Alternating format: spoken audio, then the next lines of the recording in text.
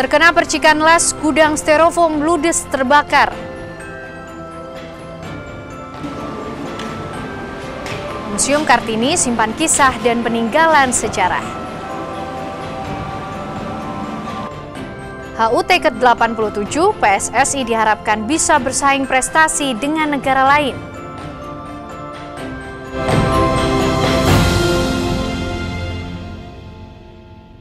Saudara, apa kabar Anda hari ini? Selain 3 informasi tadi, sejumlah informasi menarik lainnya akan kami hadirkan untuk melengkapi Kompas Jateng hari ini. Selama 30 menit ke depan, Kompas Jateng menyajikan informasi tegas, terarah dan menumbuhkan harapan seputar Semarang dan Jawa Tengah.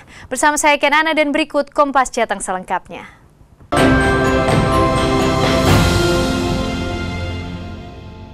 Mengawali Kompas Jateng hari ini, saudara, sebuah gudang styrofoam yang berlokasi di kawasan lingkungan industri Kaligawe Semarang, Kamis siang ludes terbakar.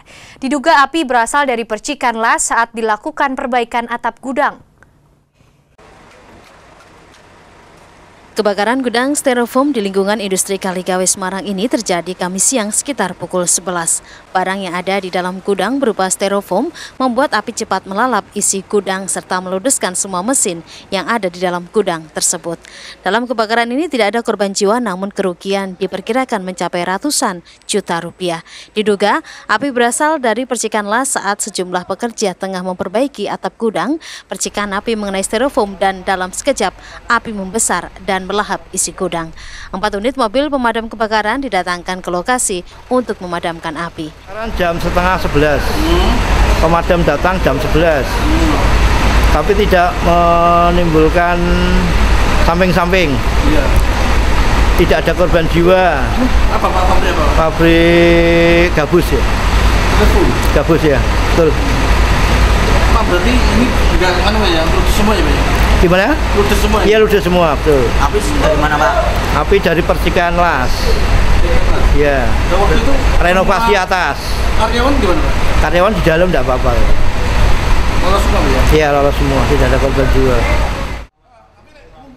Untuk pengusutan lebih lanjut terkait kebakaran gudang styrofoam ini, pihak kepolisian sektor Genuk memberi polis lain gudang tersebut. Senut Puji, Kompas TV, Semarang. Beralih ke informasi lain, saudara, pembuat uang palsu pecahan 50.000 dan 100.000 dibekuk kepolisian Polrestabes Semarang. Sebanyak 200 juta uang palsu siap edar disita dari tempat pembuatannya.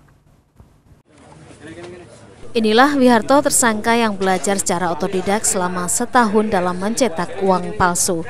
Ia sudah 4 bulan terakhir membuat uang palsu dengan menggunakan kertas HVS yang disablon terlebih dahulu untuk membuat lapisan dasar sebelum dicetak dengan mesin pencetak.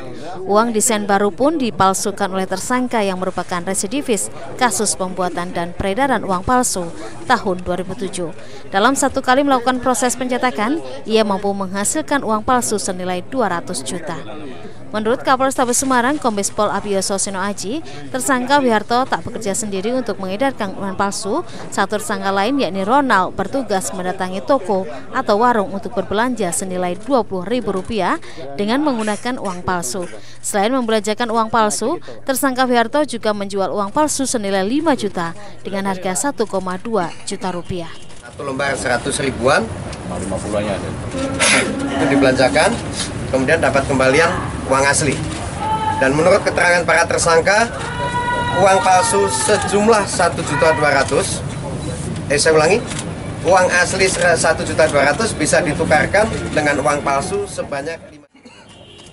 Dari tempat pembuatan, kepolisian menyita uang palsu senilai 200 juta, alat sablon, komputer, mesin cetak, cartridge, 1 dos kertas HVS bahan pecahan 100.000 dan 50.000. Tersangka terancam pasal 245 KUHP tentang mengedarkan mata uang kertas yang dikeluarkan oleh negara sebagai mata uang kertas asli, padahal dipalsukan sebagai maksud mengedarkan sebagai asli dengan ancaman hukuman maksimal 15 tahun penjara. Cibre Roy, Kompas TV, Semarang. Mengantisipasi penyalahgunaan senjata api yang dilakukan anggota kepolisian, Propam Polres Pekalongan memberikan pengarahan dan melakukan pemeriksaan senjata. Hal itu dilakukan terkait dengan adanya kasus penembakan oleh anggota polisi ke warga sipil di Lubuk Linggau, Sumatera Selatan yang menewaskan 1 orang. Tim Propam Polres Pekalongan melakukan pengarahan kepada anggota yang bertugas di posko penjagaan. Pengarahan dilakukan secara mendadak pada sejumlah anggota yang tengah bertugas, baik pemegang senjata laras panjang ataupun laras pendek. Propam juga memeriksa senjata yang dipegang oleh anggota, sementara itu jika ada anggota yang sedang ada masalah pribadi, Propam akan menarik senjatanya terlebih dahulu.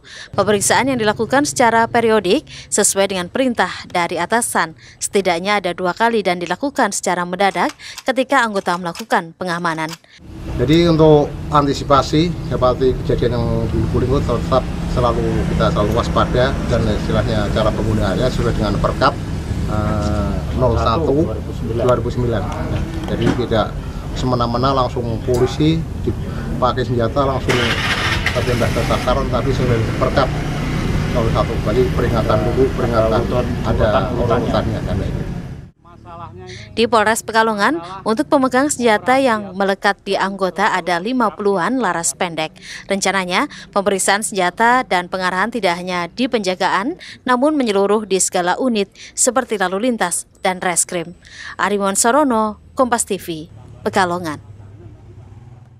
Kepolisian Polres Semarang menangkap pelaku penipuan dengan modus penjualan samurai Jepang seharga 10 triliun rupiah. Modus penipuan ini dilakukan pelaku dengan menggunakan video yang memperlihatkan samurai memotong paku sehingga korban tergiur untuk membelinya. Inilah video yang memperlihatkan samurai yang dijual oleh Eko Kristiono dan Cumaliana warga Jawa Timur. Dalam video ini memperlihatkan kemampuan dari pedang samurai Jepang yang bisa memotong paku dengan hanya menempelkan samurai pada paku yang akan dipotong.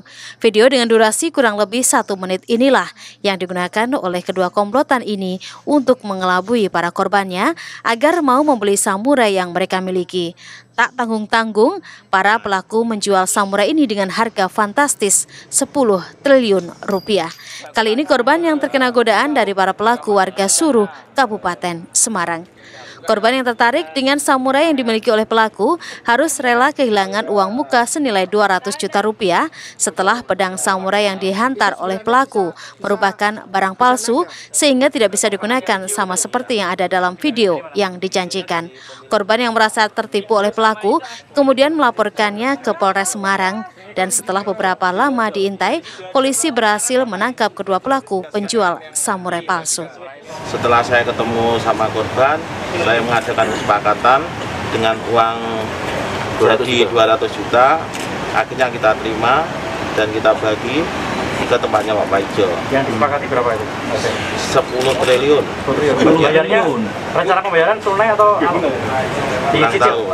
Pak, ini sebenarnya barangnya apa, Pak? Barang yang Anda jual apa, Pak? Barang samurai yang memperlihatkan video bahwa barang tersebut, barang ini dapat memanjang kemudian memotong paku sehingga korban tertarik dengan memberi sejumlah uang dengan sebagai tanda jadi 200 juta rupiah. Harga yang disepakati ada 10 triliun. Dari penangkapan pelaku, polisi mengamankan sebuah samurai gulung, sebuah kotak ukir, selembar sertifikat samurai bertuliskan bahasa Jepang, serta sebuah kwitansi jual beli senilai 200 juta rupiah. Hendro Teguh Prastowo, Kompas TV, Kabupaten Semarang. Museum Kartini simpan kisah dan peninggalan sejarah. Nantikan informasinya usai jeda pariwara berikut ini.